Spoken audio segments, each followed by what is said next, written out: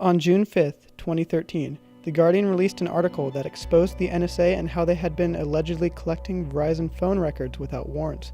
You may ask who released this top-secret information?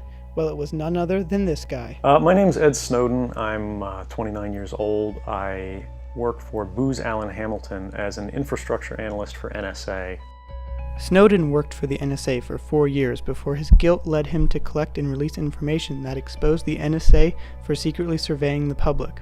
He felt that it was his duty to the American people to let them know what their government was doing, no matter the consequences he had to face. He agreed that the surveillance the NSA had been doing and the metadata they had been collecting since 9/11 is unconstitutional and needs to be stopped.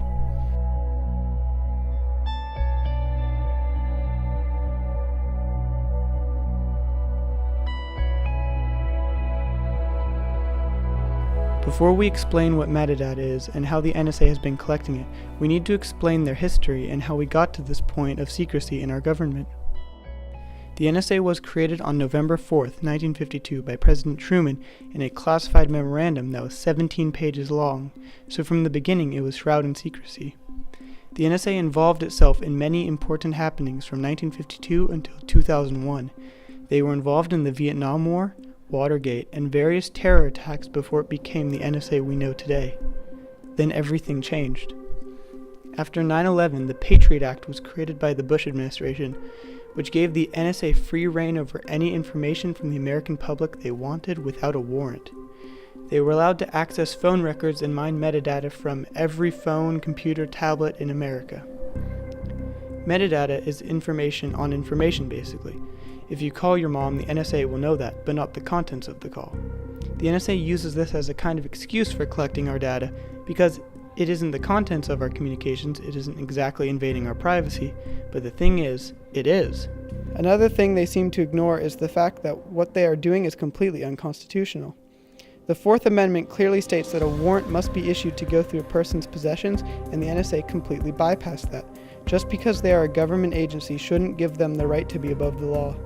Absolutely believe that what the NSA has been doing for the last dozen or so years has been in gross violation of the Fourth Amendment concerning rights of privacy and against unwarranted searches. And I don't think there's any justification for it. Well, it definitely is going to trample on privacy rights. There's no doubt about that. What has to be answered politically, I guess, for lack of a better term, is just how much latitude should they be given to do their function. You have to decide what you believe their legitimate function is. It's to protect us. At least I'm assuming that's what they would say. And then just how do you balance that with what your own personal rights are? But maybe we should hear their side of the argument. On behalf of the men and women of NSA CSS, thank you for your interest in our agency. This is truly an amazing place to work. Our missions are dynamic, and so are our adversaries. The NSA workforce brings together a diverse range of skills and backgrounds to achieve a common goal: to defend our nation and our allies against a wide range of national security issues. From terrorist threats against the homeland to the proliferation of weapons of mass destruction. Though the safety of our country matters, why should we have to give up our privacy and freedom just to preserve that?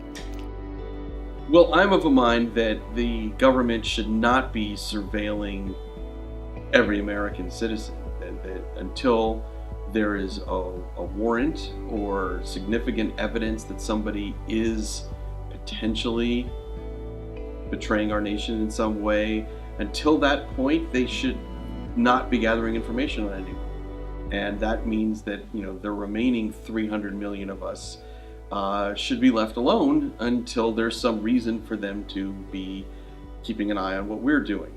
What they're currently doing is, of course, collecting data on everyone and then sifting through it when somebody, red flags. And I think that that's just wrong. And I think a lot of people agree, but nobody seems to be doing a whole heck of a lot to change that situation. Hope is on the horizon, but it still isn't a complete reality. Currently, the USA Liberty Act is being proposed in Congress. It promises to stop the NSA's unwarranted surveillance of the American public, but doesn't quite achieve its goal.